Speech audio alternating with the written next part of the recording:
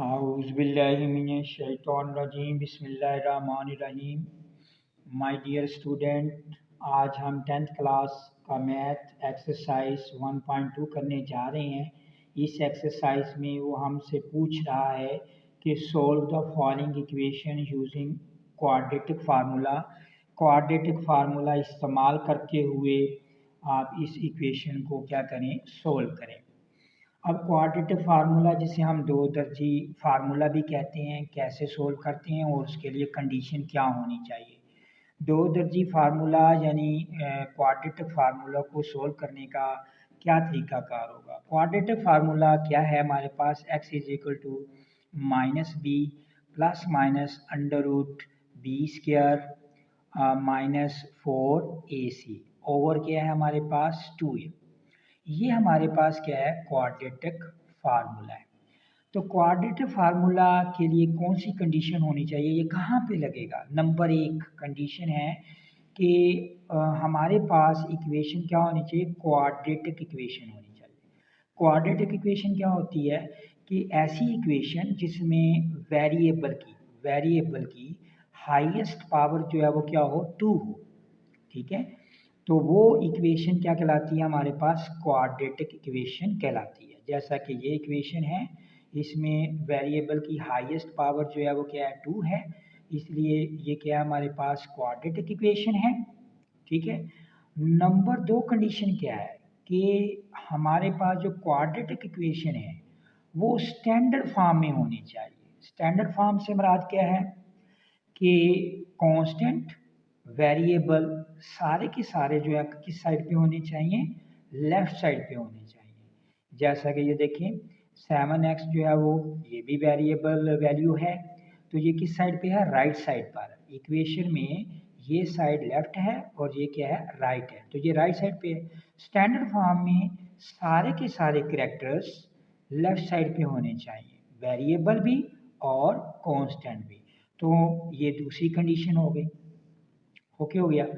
तो तीसरी कंडीशन ये है कि जो हमारे पास क्वाड्रेटिक इक्वेशन है उसमें जो हमारे पास फर्स्ट वेरिएबल आएगा एक्स स्क्वायर जो आता है इक्वेशन में, उसका जो कोएफिशिएंट है वो माइनस में नहीं होना चाहिए, वो पॉजिटिव होना चाहिए। कैसे, देखिए पहली कंडीशन तो हम पूरी करेंगे कि इसको स्टैंडर्ड फॉर्म में लाएंगे। ठीक है, और एक कंडीशन तो कंप्लीट है कि ये क्वाड्रेटिक है। ठीक है, अब दूसरी कंडीशन कौन सी पूरी करेंगे कि ये स्टैंडर्ड फॉर्म में होनी चाहिए। स्टैंडर्ड फॉर्म से मुराद क्या है कि वेरिएबल लेफ्ट साइड पे, ये प्लस से क्या हो जाएगा माइनस, क्योंकि ये भी वेरिएबल वैल्यू है, ये राइट साइड पर है, इसको कहाँ पे लेकर आना है, लेफ्ट साइड पे लाना है। और ये हमारे पास क्या है, कांस्टेंट है, +2 इज इक्वल टू क्या, 0। राइट साइड पे सिर्फ क्या होना चाहिए, 0 होना चाहिए क्वाड्रेटिक फार्मूले के लिए। अब देखिए मैंने कंडीशन पूरी कर ली। पहली कंडीशन क्या थी हमारे पास कि क्वाड्रेटिक फॉर्म में होनी चाहिए। दूसरी कंडीशन क्या होनी चाहिए थी, ये स्टैंडर्ड फॉर्म में होनी चाहिए, मैंने स्टैंडर्ड फॉर्म में लिया है। फिर तीसरी कंडीशन क्या है कि फर्स्ट जो कोएफिशिएंट है वो माइनस में नहीं होना चाहिए। अगर माइनस में है तो उसको पॉजिटिव कर लो। कैसे, पूरी इक्वेशन को आप मल्टीप्लाई कर दो, किसके साथ, माइनस के साथ मल्टीप्लाई कर दो। जब माइनस के साथ मल्टीप्लाई करेंगे तो फर्स्ट कोएफिशिएंट जो है वो क्या हो जाएगा, पॉजिटिव हो जाएगा। ये हमारी थर्ड कंडीशन भी कंप्लीट हो गई। माइनस माइनस क्या हो जाएगा, प्लस, और माइनस माइनस प्लस, ये माइनस सबके साथ मल्टीप्लाई करेगा, 7x और प्लस माइनस माइनस हो जाएगा इज इक्वल टू क्या, 0। जी कंडीशन कंप्लीट हो गई। अब हम फार्मूला अप्लाई कर सकते हैं। इस ये फार्मूले के लिए क्वाड्रेटिक फार्मूले के लिए हमें कितनी वैल्यू चाहिए, हमें 3 वैल्यू चाहिए, ए की, बी की और सी की। ये 3 वैल्यूज होंगी तो हम ये फार्मूला क्या कर लेंगे, अप्लाई कर लेंगे। अब ये 3 वैल्यूज लाएंगे कहाँ से, वो हम इक्वेशन में से ही निकालेंगे। कैसे निकालेंगे हम इक्वेशन में से कि जो हमारे पास फर्स्ट वेरिएबल आया है, हमारे पास फर्स्ट जो वेरिएबल है वो कौन सा है, एक्स स्क्वायर है। हर इक्वेशन में, क्वाड्रेटिक इक्वेशन में फर्स्ट वेरिएबल एक्स स्क्वायर होता है, सेकंड जो एक्स होता है और थर्ड जो है क्या होता है, कांस्टेंट होता है। फर्स्ट वेरिएबल का के साथ जो कोएफिशिएंट होगा वो हमारे पास ए की वैल्यू होगी। अगर कोएफिशिएंट ना हो तो क्या होता है, 1 होता है। ए की वैल्यू क्या होगी, 1, और बी की वैल्यू क्या होगी हमारे पास +7 और सी की वैल्यू हमारे पास क्या होगी -2। 3 वैल्यूज आ गई। अब हम फार्मूला अप्लाई कर सकते हैं, ये क्वाड्रेटिक फार्मूला अप्लाई कर सकते हैं। क्वाड्रेटिक फार्मूला क्या है हमारे पास, x इज इक्वल टू क्या है -b plus minus √b² -4ac over क्या है हमारे पास 2a। ओके हो गया। अब ये हमारे पास क्वाड्रेटिक फार्मूला है।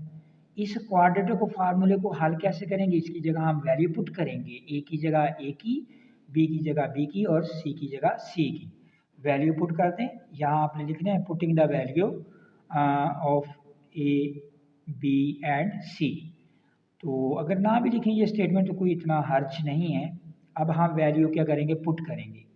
तो b की जगह हम b की वैल्यू पुट करेंगे। b की वैल्यू क्या है हमारे पास 7 है, माइनस क्या है 7 प्लस क्या है हमारे पास, फिर b हमारे पास आ गया, अगेन वैल्यू पुट करेंगे b की, क्या हमारे पास 7²। ठीक है, बाकी किसी भी चीज़ को आपने जो है वो नहीं छेड़ना। माइनस है तो माइनस ही रहेगा, प्लस माइनस तो माइनस रहेगा, प्लस माइनस माइनस ही रहेगा। ठीक है, अंडर रूट ही रहेगा। सिर्फ आपने उनकी जगह वैल्यू पुट कर देनी है। ठीक है जी, -4 ए की जगह हम ए की वैल्यू पुट करेंगे, क्या हमारे पास है 1 है, और सी की जगह सी की वैल्यू पुट करेंगे, हमारे पास क्या है -2। ठीक है, सी की वैल्यू जिसे हम कांस्टेंट भी कहते हैं, नॉन वेरिएबल वैल्यू। अब 2 और ए की जगह ए की वैल्यू पुट करेंगे, ए की वैल्यू क्या हमारे पास है 1 है, 1 पुट कर देंगे। अब हम इसको सोल्व करेंगे जी, -7 प्लस माइनस जी, अब 7² ओपन करें। अच्छा जी, यहाँ पर स्टूडेंट अक्सर गलती कर देते हैं, जब 7 या किसी भी का भी स्केयर ओपन करते हैं तो वो क्या कर देते हैं, मल्टीप्लाई कर देते हैं 2 के साथ। जैसे 7 का स्केयर ओपन करना है तो वो 7 को किसके साथ मल्टीप्लाई कर देंगे, 2 के साथ। तो ये ऐसा नहीं है। 7 स्केयर से मुराद है कि 7 को 2 टाइम मल्टीप्लाई किया जाएगा, यानी जो यहाँ पर बेस होगा उसको 2 टाइम मल्टीप्लाई किया जाएगा, 2 बार मल्टीप्लाई किया जाएगा। 7 को 7 के साथ मल्टीप्लाई किया जाएगा, ये नहीं किया जाएगा कि 7 को 2 से मल्टीप्लाई करें, ये गलत है। ठीक है जी, 7 को 7 के साथ मल्टीप्लाई किया तो क्या आएगा 49 माइनस, अब इनको भी मल्टीप्लाई करें, साइन को भी मल्टीप्लाई कर देंगे, माइनस माइनस क्या हो जाएगा प्लस हो जाएगा। अब इन सब को मल्टीप्लाई करेंगे, कैसे मल्टीप्लाई, मल्टीप्लाई क्यों करना है, क्योंकि जब 2 या 2 से ज़्यादा डिजिट के दरमियान में कोई भी साइन ना हो तो कौन सा होता है, मल्टीप्लाई होता है। जैसा कि 4, 1 और 2 के मिड में कोई भी साइन नहीं है तो क्या होगा, मल्टीप्लाई। तो इनको हम मल्टीप्लाई करेंगे, 4 1 ज़ार 4, 4 2 ज़ार क्या आएगा 8 आ जाएगा, ओवर क्या है हमारे पास 2 1 ज़ार क्या है 2 आ जाएगा जी। x is equal to -7 plus minus, अब हम अंडर रूट के अंदर जो वैल्यू है अगर वो प्लस हो, प्लस का साइन है तो प्लस कर दें, माइनस है तो माइनस कर दें। ये प्लस का साइन आया है, अब इनको हम क्या करेंगे, प्लस करेंगे। प्लस किया तो क्या आएगा 49 में से 8 प्लस किया तो 57 आ जाएगा। अब 57 का हम अंडर रूट फाइंड करेंगे। अंडर रूट चूँकि फाइंड नहीं होता लिहाजा यही हमारा आंसर होगा। अगर अंडर रूट फाइंड होता तो फिर हम अंडर रूट क्या करते, फाइंड करते। यहाँ पर अंडर रूट फाइंड नहीं हो रहा। ठीक है जी, तो फिर हमारे पास यही आंसर होगा। अब इसको आप अलग-अलग करके भी लिख सकते हो, सेपरेट भी लिख सकते हो। कैसे, क्योंकि इस 2 वैल्यूज़ के दरम्यान में -7 और √57 के मिड में कितनी साइंस हैं, 2 साइंस हैं, प्लस का और माइनस का।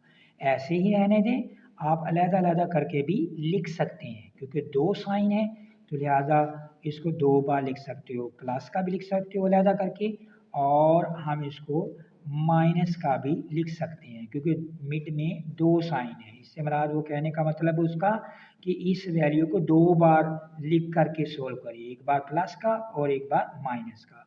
तो आप अलग-अलग भी कर सकते हो। ठीक है, और यहाँ पर भी आंसर लिख सकते हो। ठीक है, अदरवाइज ये होता है कि अगर जिसका अंडर रूट फाइंड हो गया है तो ज़ाहिर है हम उसको 2 बार, उसके 2 केस बनेंगे, एक बार हम उसको प्लस का करके लिखेंगे सोल्व करेंगे और एक बार माइनस का सोल्व करेंगे। इनको इकट्ठा ही लिख सकते हैं क्योंकि ये सोल्व तो होगा नहीं। अगर प्लस का अलहदा करके भी लिख लेंगे, माइनस का भी अलहदा करके लिख लेंगे तो ना तो ये प्लस होगा -7 इसमें, ना -7 इसमें माइनस होगा 57 में, तो लिहाजा इकट्ठा करके ऐसे भी लिख सकते हैं। यहाँ पर भी आप आंसर लिख सकते हो, तो आप अलहदा करके भी लिख सकते हो। तो ये हमारा आंसर आया जी। आज हमने जो है वो पार्ट नंबर 1 किया है 1.2 का। इंशाल्लाह अज़ीज़ आइंदा जो है आगे वाले पार्ट जो है वो हम सोल्व करेंगे। बहुत बहुत शुक्रिया आपने वीडियो देखी। अगर वीडियो पसंद आए तो आप दोस्तों में भी शेयर कीजिए, लाइक भी कीजिए और हमारा चैनल जो है इसको भी सब्सक्राइब कीजिए। Thank you.